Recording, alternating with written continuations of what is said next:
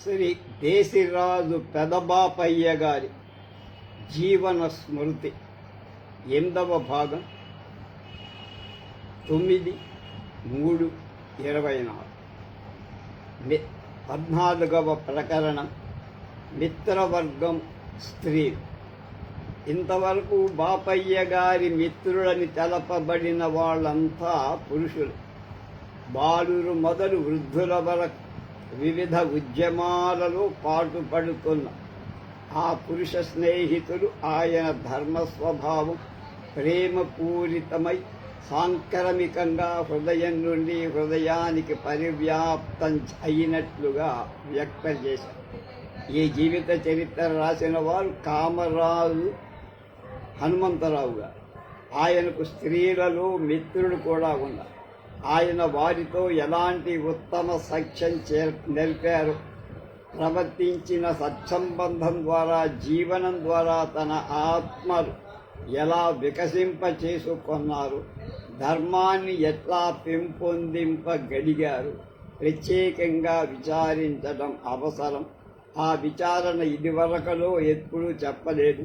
పురుషుడు స్త్రీ పరస్పర సంబంధానికి వచ్చేటప్పుడు ప్రకటితమైన ధర్మానికి ప్రత్యేక స్వరూపం ఉంటుంది. బాపయ్య గారి విషయంలో అది ఏ సందంలో ఏ విధంగా ప్రకాశించిందో చూద్దాం.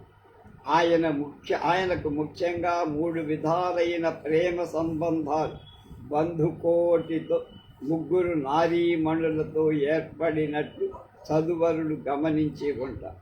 వాటిలో మొదటిది తల్లి, రెండవది తన చెల్లెలు, మూడవది తన భార్య. స్త్రీల ఎడల కనపరచే ప్రేమ వివిధంగా వ్యక్తం జరగటానికి సామాన్యంగా సర్వమానవుల అనుభవం. కానీ కొందరు అది తమ విషయంలో కేవలం మాతృ ప్రేమగా మారిపోయిందని చెప్తారు. వారి దృష్టిలో స్త్రీ జాతిలోని వాళ్ళంతా తల్లులు. అలాంటి స్థితికి వచ్చిన ఈశ్వర భక్తులు ఉన్నారు. ఇటీవల కొందరు అపూర్వ బుద్ధిమంతులు బయలుదేరుతున్నారు. వీరికి ప్రపంచంలో ఉన్న ప్రతి స్త్రీ ప్రణయ సంబంధంగా కనపడు. మాత అని, సోదరి అని ఏర్పడే బంధాలు కూడా ప్రేమ యొక్క ప్రణయ స్వరూపంలో సమసిపోతుందని వీళ్ళ అభిప్రాయం. సకల వనితలను మాతల్లాగా చూసే వారి వలన సంఘానికి అంతగా నష్టం లేదు, కానీ కలగాల్సిన లాభం మాత్రం లేకపోతే వారు కుటుంబ జీవనంలో ఏమాత్రం అవకాశం ఇవ్వరు. అవ్యాజమైనట్టి, స్వార్థరహితమైనట్టి నిర్మల ప్రేమ భార్యాభర్తల నడుమ, మాతా శిశువుల నడుమ, సహోదరి సహోదరుల నడుమ సహజంగా పొడసూపి పెంపొందించడం సాధనభూతమైన ఈశ్వరుడు కల్పించిన గృహస్థ ఆశ్రమానికి వారు ప్రతికూలురై శుష్క సన్యాస జీవనం తాము గడుపుతూ ఇతరులకు ఆదర్శంగా చూపుతారు. ఈ జీవనం పూర్తిగా అస్వాభికమై వ్యాపింపజాలు. అది గడిపే వారి మూలంగా నారీ లోకానికి ఎలాంటి తొందర లేదు. కానీ స్త్రీలనందరినీ కలత్ర సంబంధంగా గ్రహింప పూనితే రెండవ తెగవారు కనపరిచే జీవనాన్ని స్వభావానికి విరుద్ధమైందై వర్ధిల్ల నేరకపోయిన వారు సంఘంలో అరాచకులు. పవిత్ర ప్రేమ దేవతకు ఆలయం అని చెప్పుకున్న గృహాలను ధ్వంసం చేయటంలో వారి ప్రయత్నం. దాని మూలంగా విశేషంగా కలిగే నష్టాన్ని ప్రతిఘటించటానికి గొప్ప కృషి జరగాలి. ప్రతి స్త్రీని తల్లిలాగానే కానీ లేక భార్యలాగానే కానీ చూడటం 2 అస్వభావాలు. ప్రేమ ఏకమేవా ద్వితీయమని సత్యం యొక్క ప్రకారం ఏకం రూపం బహుదాయ కరోతి. ఏక సత్యం నుండి వివిధ వ్యక్తులు ఉత్పన్నాలవుతారు. వ్యక్తులు విభిన్నాలు అయినవి కాని వాటిలో పరస్పరం ఏర్పడే సంబంధాలు విభిన్నంగా ఉంటాయి. ఆ వేరు సంబంధాలలో కనపడే ప్రేమ వేరుగానే ఉంటాయి. రుచులు వేర్వేరు, కళలు వేర్వేరు, కాంతులు వేర్వేరు, అలానే ప్రేమలు వేర్వేరు. ప్రత్యేకం పురుషులలో ఉండేది సహితం ఒక్క విధమైన ప్రేమ అని చెప్పటానికి వీళ్ళే. తండ్రి కొడుకు, అన్నా తమ్ముడు, గురు శిష్యుడు, మిత్రుడు, యజమానుడు సేవకు, ఈ రకంగా ఎన్నో విధాలుగా ఒక పురుషుడు మరొక పురుషుడిని ప్రేమ సంబంధం కోర్పబడి, ప్రతి సంబంధంలో కనిపించే ప్రేమ ఎప్పటికీ ఒక్క మోస్తరుగా ఉండదు. ఆ విధంగానే పురుషుడు స్త్రీలతో పొందెడు లేక పెట్టుకునే సంబంధాలలో ప్రేమ విభిన్నంగా ఉంది. తల్లి ఎడల, చెల్లెలి ఎడల, భార్య ఎడల కనపరిచే ప్రేమలు ఒక్క మాదిరివి అని ఎవరనగలరు? ఒక ప్రేమకు మరొక ప్రేమకు ఎంతో తేడా. అలానే ఇతరాలైన ప్రేమ సంబంధాలు పురుషులకు స్త్రీలలో కలుగు. బాపయ్య గారు ప్రేమ యొక్క ఈ సహజ వైచిత్రాన్ని తమ జీవితం ద్వారా ప్రకటి సాంఘిక పరిస్థితులను తన తల్లి తనకు దూరం అవటం తటస్థించిన ఆమె ఎలా అయినా తనతో చేర్చమని ఆయన భగవంతుణ్ణి ప్రార్థించారు. తన చెల్లెలి ఎడల గాఢానురాగాన్ని కనపరిచి ఆమె వియోగం చేత ప్రాపంచిక జీవితం యొక్క అస్థిరతను సహితం ఆయన గుర్తింపదు. భార్య చిన్నది అయిన ఆమెను అమితంగా ప్రేమించారు. ఆమె విద్య విషయంలో, అభివృద్ధి విషయంలో ఎంతో ఆతృత చూపించారు. ఒకరోజు ఆమె వద్ద ఆయన చాలాసేపు గడిపినప్పుడు మాటల సందర్భంలో తన జబ్బు స్వభావం వివరిస్తూ తాను త్వరలోనే చనిపోవటం సంభవిస్తే ఆమె తిరిగి వివాహం చేసుకోవటానికి ఇష్టం ఉందో లేదో తెలుసుకోబోరారు. ఈశ్వరానుగ్రహం వల్ల మీకు ఆరోగ్యం కలిగి మీరే చిరకాలం జీవించి ఉండి ఎందువల్లనూ అకస్మాత్తుగా నేను ఇప్పుడే చనిపోతే మీరు మళ్ళీ పెళ్లి చేసుకుంటారా అని ఆయన భార్య మంగతాయారమ్మ అడిగింది. మంగతాయమ్మ అంటే ఆ ప్రశ్నకు జవాబుగా నేనెన్నటికీ చేసుకోను అని ఆయన చెప్పగా నేను మాత్రం చేసుకుంటానా అని ఆమె చెప్పింది. ఆయన ఏకపత్ని వ్రత దీక్ష కలవ. ఒక స్త్రీని భార్యగా చేసుకున్న తరువాత ఆమె జీవించి ఉన్నప్పుడు మృతి చెందిన తరువాత కలకాలం ఆమెతో తప్ప ఇంకే స్త్రీతో భార్యా సంబంధంగా మెలగకొండటం ఆ దీక్షాపరుల ధర్మం. బాపయ్య గారు తన వివాహ ఆదర్శాన్ని నోటి మాటలతో చెప్పటమే కాక జీవితంలో చక్కగా కనపరిచాడు, వ్యక్తపరిచాడు. తదనుగుణంగా ఆయన తన భార్యను బాగా ప్రేమించి ఉండటం చేత ఆమె తన వెందు అధిక అనురాగం చూపలేదు. చిన్నతనంలో ఉండటంతో బుద్ధి దృఢంగా ఉండక ఆమె ప్రవర్తన కాపాడుకొనలేకపోతుందేమో అనే భయం వల్ల ఆమె తిరిగి వివాహం చేసుకోదలిస్తే చేసుకోవచ్చు అని ఆయన తన సమ్మతి తెలిపాడు. ఉత్తమ జీవనం గడపజాల అధమ జీవనంలో పడిపోవటం కంటే పునర్వివాహం చేసుకోవడం మధ్య రకపు జీవనంగా ఉంటుందని ఆయన ఆ విధంగా తెలుపుతున్నాడే కానీ ప్రతి స్త్రీ ఒక భర్తను కోల్పోయిన తర్వాత మరొక భర్తను చేపట్టడం గొప్ప ధర్మంగా ఆయన ఎంత మాత్రం భావించారు. పురుషులు బహు వివాహాలు చేసుకుంటాం ఆయన ఉత్తమ ధర్మంగా అంగీకరింపడం ఆయన తన జీవితంలో తన భార్యతో చెప్పిన మాటల వల్ల మనకు అర్థం. ఆయన తన భార్యకు పునర్వివాహ స్వాతంత్రం ఇచ్చినట్టు ఆమె యథార్థ ప్రణయ ప్రేమను ఆయన వద్ద చవిచూసి ఉండటం తిరిగి వివాహం చేసుకోకుండా విశుద్ధమైన ప్రవర్తన కలిగి ఆయన చనిపోయిన ఆమె ఎందే తన హృదయాన్ని నిలిపి నిరాడంబర జీవితం గడుపు. ఆయన ప్రణయ ప్రేమ అతి గంభీరమైందని ఆమె జీవితమే చాటుతుంది. తాను తన మామగారింటి వద్ద నుండి ఉన్నట్లు ఇతరులాడే మాటలు భరింపజాలక తన భార్య సరిగా భోజనం చేయటం కూడా మానినట్లు చేతనైతే ఆమెను ఓదార్చాల్సిందని ఆమె బంధువులు ఆమెను తన వద్దకు పంపరు. తానామె ఒంటరిగా గదిలోకి తీసుకుపోయి దయతో మాట్లాడి ఆమెకు సంతోషం కలిగించినట్లు ఒకనాటి రాత్రి ఆయన కల కూడా వచ్చింది.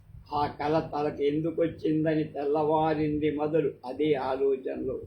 వేరే పనుల మీద ఇల్లు గడిచి బయటికి వెళ్ళిన తర్వాత ఆ రోజంతా ఆయన గడిపి సాయంకాలం ఇంటికి రాగా ఆ రోజు తనకు వచ్చిన ఉత్తరాలలో ఒకటి తన భార్య నుండి వచ్చింది. అయి నలుగురిలో తల ఎత్తుకోవటానికి ఆమె చాలా కష్టంగా ఉందని రాత్రి కలలో తెలియవచ్చిన విషయమే చెప్పింది. May the dream be realised, may she be sent to me and may she be cheerful in my company.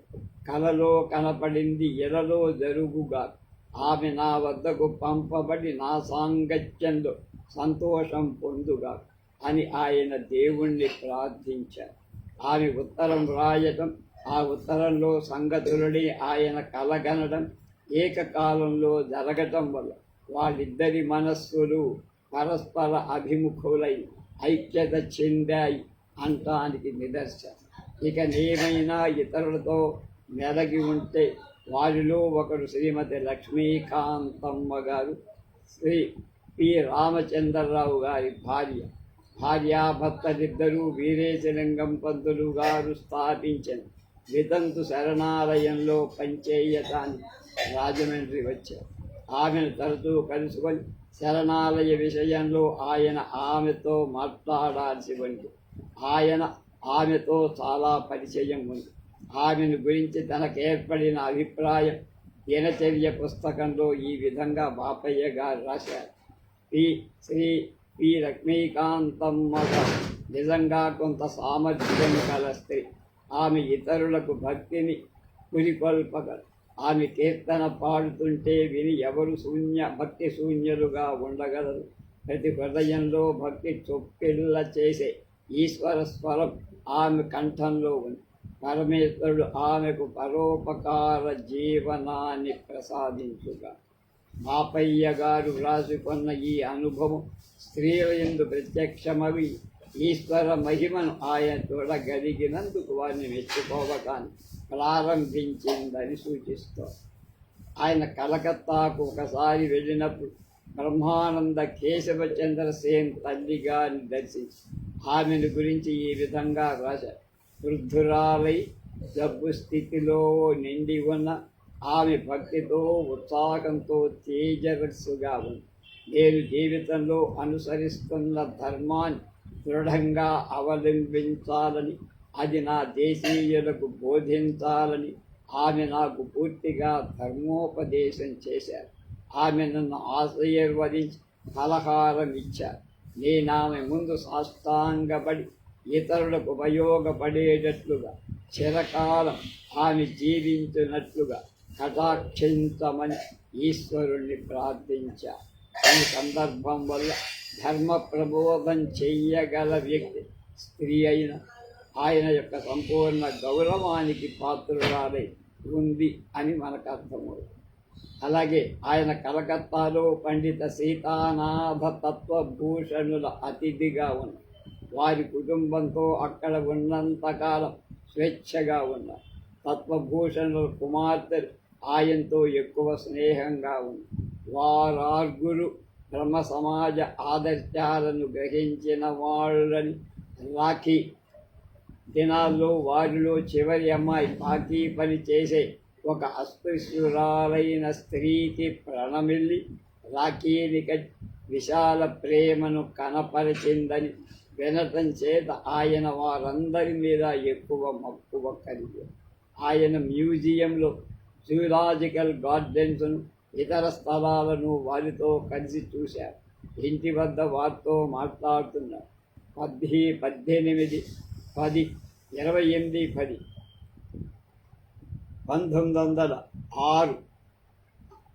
1909 తేదీన జరిగిన సంభాషణ గురించి ఆయన ఇట్లా వ్రాశారు. శ్రీ లీలామాయి దత్తతో అంటే తత్వభూషణ మొదటి కుమార్తెతో చాలాసేపు మాట్లాడా. మన దేశం కోసం పాటుపడటానికై ఆమెను ప్రోత్సహించాను. చివరి భాగంలో జ్యోతిమాయి దత్తు కూడా రాగా అది అవకాశంగా తీసుకొని శాఖాహారాన్ని గురించి దాని అవసరాన్ని గురించి ముచ్చటించారు. ఈ విషయాన్ని గురించి వారు ఎక్కువగా తెలుసుకున్నట్లు సత్వమని తెలుసుకొని దాని ప్రకారం నడవటానికి తీర్మానించుకున్నట్లు పరాత్పరుడు వారికి తోడ్పడుగాక. ఈ ప్రసంగం వల్ల ఆయన సమయం దొరికినప్పుడల్లా పురుషులకే కాక స్త్రీలకు కూడా దేశ సేవ ధర్మాచరణ లక్ష్యాలుగా చూపుతున్నాడు అని అర్థమవు. మాంసభక్షణం వద్దని బాపయ్య గారు చెప్పేవారు. కలకత్తాలో బ్రహ్మ సమాజికులు దాదాపు అందరూ ధారాళంగా మాంసాహారాన్ని భుజించేవారు. అది చూసి శాకాహారం యొక్క అవసరాన్ని వాళ్ళకి చెప్పేవారు. ఆయన కలకత్తా నుండి విడిచి రావటానికి ముందు 8/11/1906 తేదీన ఇలా రాసుకున్న ఇంటికి వచ్చిన తర్వాత సీతానాథ బాబు కుమార్తె లీలామయి దత్తతో జ్యోతిమాయి దత్తతో మాట్లాడా. పవిత్రం ఉత్తమమైన అనురాగంచే బంధింపబడి అత్యంత ప్రేమాస్పదులైన ఆ సోదరీమణులను విడిచి రావాల్సి తలంపుగా నిజంగా మనస్సుకు కష్టంగా కలిగింది. అలాంటి వియోగాలు జీవితంలో తప్పదు. దయతో మమ్మల్ని దగ్గరగా చేర్చిన ఆ ప్రేమ సాగరుడైన పరమేశ్వరుడే ఒక గర్భంలో జనించిన వారిలాగా మమ్మల్ని ఎప్పుడూ సన్నిహితంగా బంధించుగా. మేమొకరికొకరు నిజమైన సానుభూతిని హృదయపూర్వకమైన ఉత్తమ అనురాగాన్ని చూపుతూ సోదర సోదరీలలాగా ఉందుముగా. ఈ వాక్యాలు పర యువతులతో గాఢమైన సోదరీ ప్రేమ అందు ఐక్యం అవ్వటం ఎలా ఉంటుందో మనకు చూపిస్తుంది. ఉన్నత వైద్య విద్యను ఇంగ్లాండ్లో అభ్యసించి అందులో ఉత్తీర్ణురాలై మన దేశానికి తిరిగి వచ్చి వైద్య వృత్తిలో కృషి చేస్తున్న శ్రీమతి కమలాకర్ గారు ఆయనకు పరిచయమైన నారీమణులలో ఒకరు.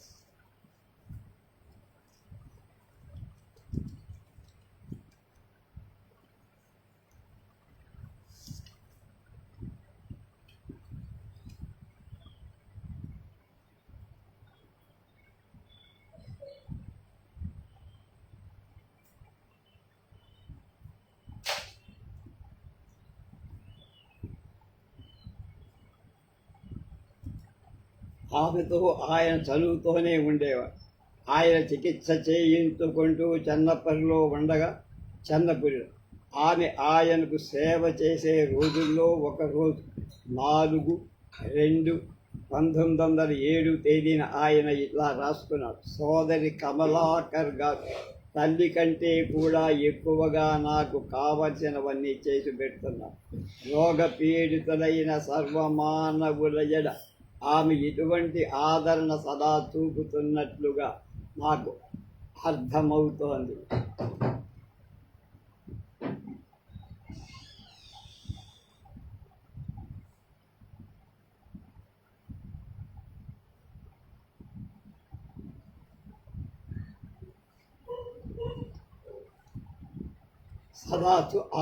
ఇలాంటి ఆదరణ సదా చూపుచేట్లుగా పరమేశ్వరుడు అనుగ్రహించుగాక.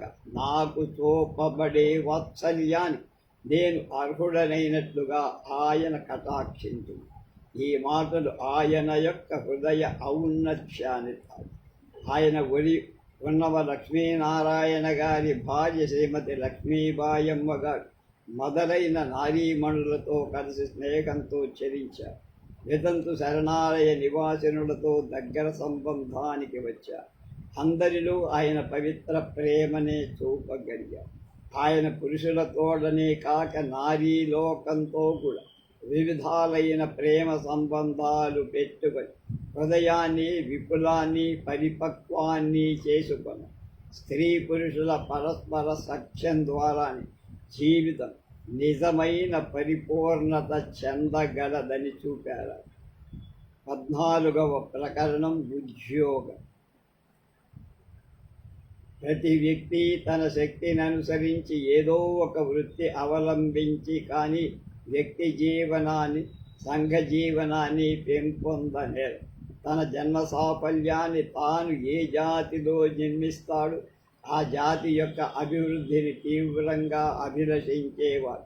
సోమరితనంలో ఏమాత్రం అవకాశం ఇవ్వక తమకు అర్హమైన వృత్తిని చేపట్టి అందులో శక్తులై ధారపోస్తారు. శక్తులన్నీ బాపయ్య గారు ఉపాధ్యాయ వృత్తికి తగి ఉంటామని నిశ్చయించుకొని అందులో ప్రవేశించారు.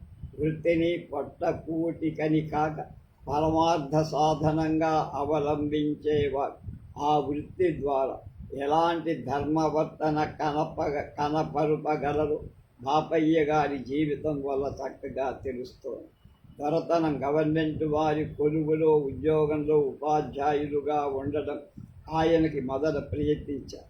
ఆ ఉద్యోగం నీయబడిన ఆర్డర్ ఆయనకి 11/11/1905 అంది.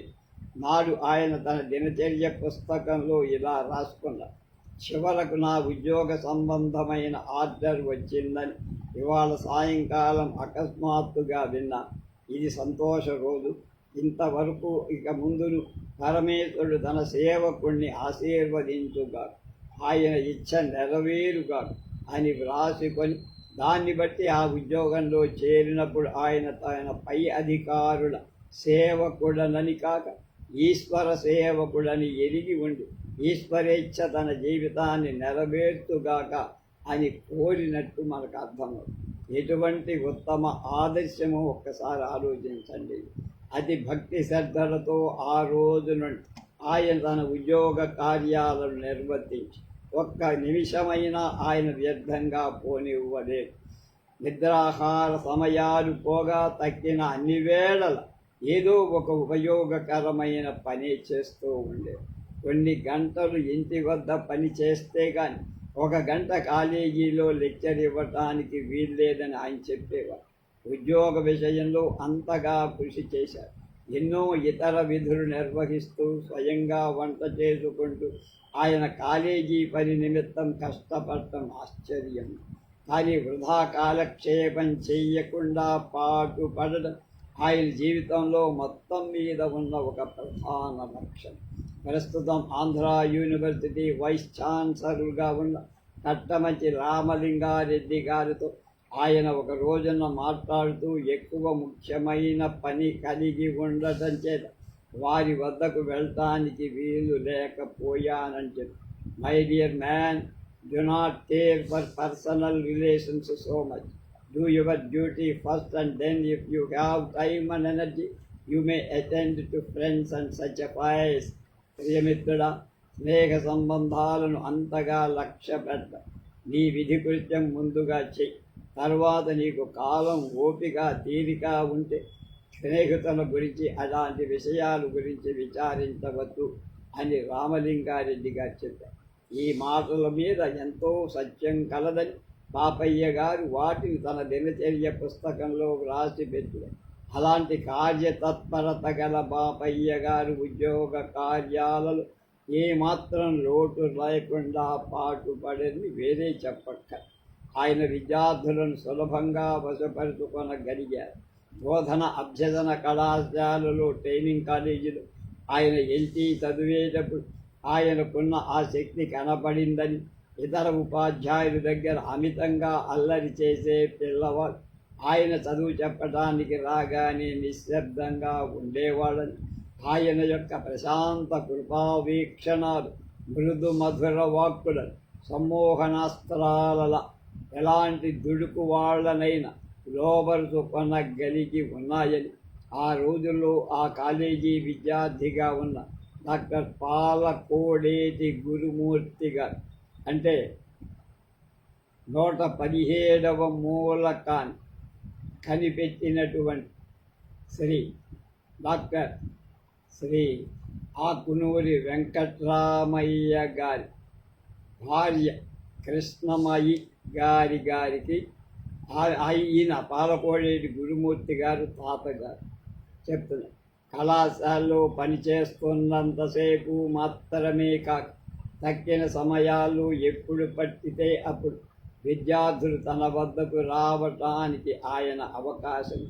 ఆయన భోజనం చేస్తున్నప్పుడు కూడా ఆయన చుట్టూ విద్యార్థులు కూర్చొని స్వేచ్ఛగా ఆయనతో మాట్లాడే చదువు విషయంలోనే కాక వారి వర్తన విషయంలో ఆయన వారికి సలహా చెప్పేవారు. విద్యార్థులు ఆయన యందు చాలా ఇష్టం కలిగి ఉంది. ఏ తరగతులకు ఆయన బోధించటం చేత ఆయన యందు అభిమానం కల బాలుర సంఖ్య విశేషం. ఆ విధంగా అంతా చక్కగా నడుస్తారు. కానీ ప్రతికూల పరిస్థితులు వచ్చాయి.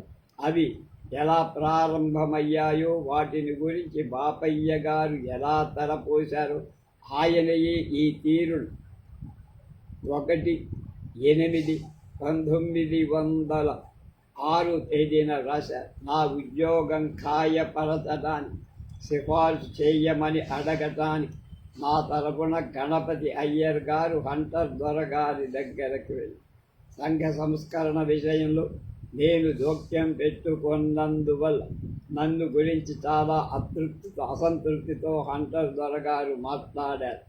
డబ్బు పుచ్చుకుంటూ పనిలో కనిష్ఠుడు పాటుపడ ఆయన మొదట ఎంఏ పాస్ కావాలి, ఉద్యోగం ఖాయమవుతుందని ఆయన అంతవరకు తలనుకోకూడదు. సంఘ సంస్కరణం గురించి కానీ ఒక్కర పద్ధతులను సరిచేయటం గురించి ఆయన అంతగా ముందుగా యోచించకూడదు అని ఈ ధోరణిలోని మరికొన్ని మాటలు హంటర్ ద్వారా చెప్పినట్లుగా విన్నా. కొందరు జనుల అభిప్రాయాలు ఎంత వికృతంగా ఉంటాయి. తాను చేయగల పనులలో ఉద్యోగ సంబంధమైన పని ఒకటి మాత్రమే అని మానవుడు తెలుసుకోలేకున్నాడు. న్యాయాన్ని తెలుసుకోవటానికి తదనుగుణంగా నడుచుకోవటానికి అవసరమైన ఇంగితం పరమేశ్వరుడు నాకు అనుగ్రహించుట. హంటర్ దొరగారితో ప్రారంభమైన ఈ సంఘర్షణ ముదిరి 28/8/1906 తేదీ బాపయ్య గారు ఇలా రాసుకున్నారు. ఆర్ట్స్ కాలేజీలో ఉన్న నా ఉద్యోగాన్ని వదిలి ట్రైనింగ్ కాలేజీలో 40 రూపాయల జీతం గల పనికి ఒప్పుకోవాలని హంటర్ దొరగారు నన్ను కోరారు. అలాంటి చపల చిత్తులైన అధికారుల నుండి నన్ను పరమేశ్వరుడు దూరంగా ఉంచుతారు. ఆత్మగౌరవం, ఆత్మనిర్భరత ఆయన నాకు నేర్పులుగా.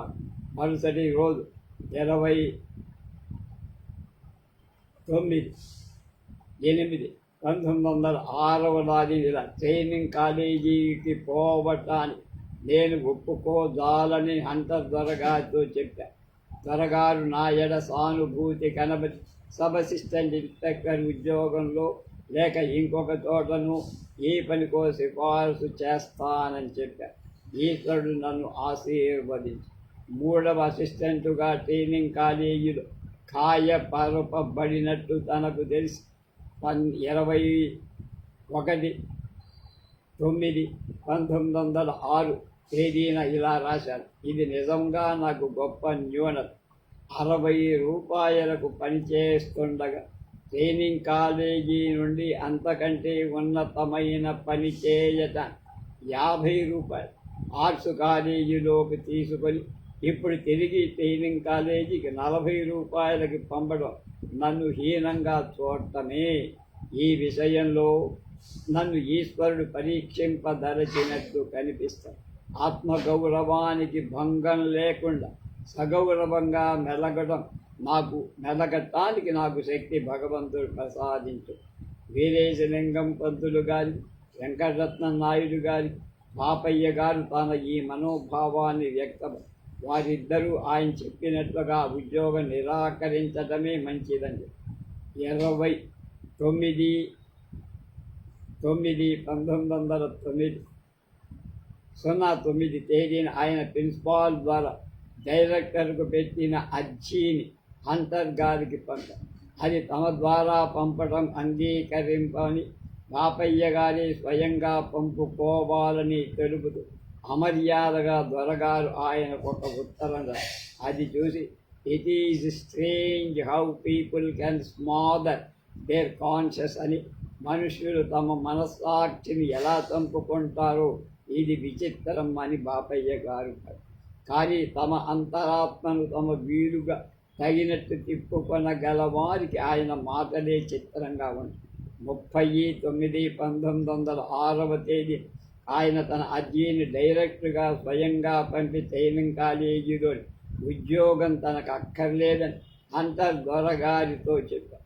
ఆ రోజున తన దినచర్య పుస్తకంలో రాసుకున్న అంశాలు ఇదివరలో ఒక సందర్భంలో చెప్పాం. ఆ మరుసటి రోజు ఆయన ఇలా రాసుకున్నారు. I met Mr. Hunter in the college and took leave of him. He said he would have done something for me if I had not sent in my petition to the director. May God teach me to live an honest and self-respecting and dignified life despite all consequences. Let truth always guide me and let my ideals be always high. కాలేజీలో Hunter దొరగారిని కలిసి వారి దగ్గర సెలవు తీసుకున్న director నా అర్జీని నేను పంపకపోతే నాకేమైనా సాయం చేసి ఉండేవాణ్ణి అని ఆయన చెప్పారు. ఎన్ని విధాల కష్టాలు వచ్చినా న్యాయమైన ఆత్మగౌరవానికి భంగం లేనట్టు ఉత్తమమైన జీవితాన్ని గడపటానికి నాకు పరమేశ్వరుడు ప్రబోధించుగాక. నన్ను సత్యం నల్లెల్లప్పుడూ నడుపుగా, నా ఆదర్శాలు సదా ఉన్నతాలై ఉండుగా. ఈ వాక్యాల వల్ల బాపయ్య గారు సంపూర్ణంగా ఈశ్వరాధీనవర్తనులై సత్యం కోసమే జీవించడానికి సిద్ధపడ్డారు అని అర్థమవుతుంది. పరమేశ్వరుడు ఆయనకు పూర్ణ ఆయుర్దాయం ఇచ్చి ఉంటే గవర్నమెంట్ కాలేజీలో ఉద్యోగం మానేసిన తర్వాత ఆయన ఏ వృత్తిలో చేరి పాటుపడి ఉంటారో నిర్ధారణ చేయటం కష్టం. అయినా ఆయన మనోగతిని బట్టి కొంత ఊహించరు. అలాంటి ఊహ చదువరులకే వదిలిపెట్టి ఆ సంబంధమైన భావాలు కొన్ని సందర్భాలు వ్యక్తమై దినచర్య పుస్తకంలో ఆయన వ్రాసుకున్న పద్ధతుల ప్రకారం ఇలా చెప్తూ పొందుపరుస్తాను. 10/2/1907 తలవని తలంపుగా నేను గోవిందను కలుసుకొని తలస్థించా. మెడ్విల్ స్కాలర్ జి సుబ్బారావు గారి వద్ద నుండి ఉత్తరాలు వారు నాకు చూపి మెడ్విల్కి వెళ్ళటానికి నాకు ఇష్టం ఉందా అని అడిగారు. అదొక ఈశ్వరాహ్వానంగా నాకు తోచింది. నా ఆరోగ్యం చక్కబడితే వెళ్తానేమో అని బదులు చెప్పారు. ధర్మ ప్రచారకులుగా ఉండదలుచుకున్న వాళ్ళకి వేతనం ఇచ్చి 2 సంవత్సరాలు బ్రహ్మ విద్య గడపడానికి అమెరికాలో మెడ్విలీ పట్టణంలో ఒక యూనిటేరియన్ క్రైస్తవ సంస్థ ఉంది. మద్రాసులో బాపయ్య గారు గోవిందరన్ గారిని కలిసినప్పుడు ప్రస్తావన వచ్చి ఈ సంస్థలోని 11/2/1907 శ్రీ రామలింగారెడ్డి కట్టమంచి గారితో ఉదయం గడిపా. నేను బరోడాకు వస్తే తమకు ప్రైవేట్ సెక్రటరీగా ఉంటావా అని రెడ్డి గారు అడిగారు. ఎప్పటికీ కానీ కొంతకాలం కానీ అక్కడ ఉండి తమకు గైక్వార్ వారికి సహాయం చేయవలసిందని వారు నన్ను అడిగారు. ఓ ఈశ్వర, ఈ ప్రాపంచిక సామాన్య విషయాలను కానీ కులాసాగా గడిచేది జీవితాన్ని కానీ నేను ఆశింపకుండేటట్టుగా చెయ్యి. రాజమహేంద్రవరంలోని మా ఉద్యమం కొరకు నన్ను పాటుపడదు. 11/2/1907 వీరేశలింగం పంతులు గారి వద్ద నుండి వచ్చిన ఉత్తరం ఇంటికి వచ్చి చూసుకున్న అందులో తెలపబడిన శుభ భవిష్యవ్యాన్ని పరమేశ్వరుని కొనియాడుతున్న పిఠాపురం మాకు చాలా తోడ్పడనున్నది. ఆర్వీఆర్ గారు రఘుపతి వెంకటరత్న నాయుడు గారు మా కోసం కృషి జరుపుతున్నారు. వారు పంతులు గారికి ఇట్లా వ్రాశారు. నేను ఇది పిఠాపురం నుండి రాస్తున్న ఆస్తికోన్నత పాఠశాల గురించి నేను మన రాజా గారితో మాట్లాడాను. ఈశ్వరుని ఇచ్చ కూడా అనుగ్రహం ఉంటే డబ్బు విషయంలో మీరు ఆదుద్దా చెందాల్సిన అవసరం లేదు అని రాజుగారు నాకు అనుజ్ఞ ఇచ్చారు. అందుకు పరమేశ్వరుడికి ధన్యవాదాలు. నిజంగా నా సంతోషం అమితంగా ఉంది. ఈశ్వరుడు మమ్మల్ని ఆశీర్వదించి తక్కింది నెరవేర్చుగాక. నా ఆయురారోగ్యం కొరకు పాటుపడ్డానికి ఈ ప్రపంచంలో ఆయన సేవ చెయ్యటానికి ఆయన నాకు సరి అయిన దోవ చూపుగాక. బాపయ్య గారు వ్రాసిన ఈ మాటలు ప్రస్తుత రాజమహేంద్రవరంలో నెలకొని ఉన్న వీరేశలింగ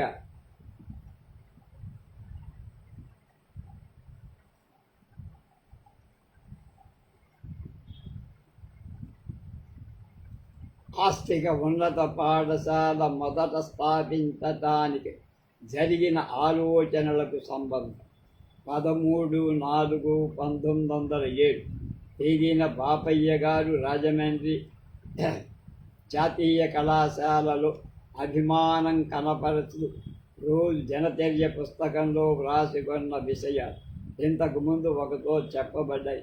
చదువరుడు జ్ఞప్తి తెచ్చుకో. బాపయ్య గారి జీవితం ఈశ్వరునికి అర్పితమయ్యింది. ఈశ్వరుడు ఏ సమయంలో ఎందుకు ప్రేరేపిస్తే అది చేయటానికి ఆయన సిద్ధపడి ఉన్నారు. తన సమస్తాన్ని ఈశ్వరుడి హస్తగతం చేశారు. జీవన స్మృతి 16వ ప్రకటన జీవిత ఫలితాలు గురించి రేపు తెలుసుకుందాం.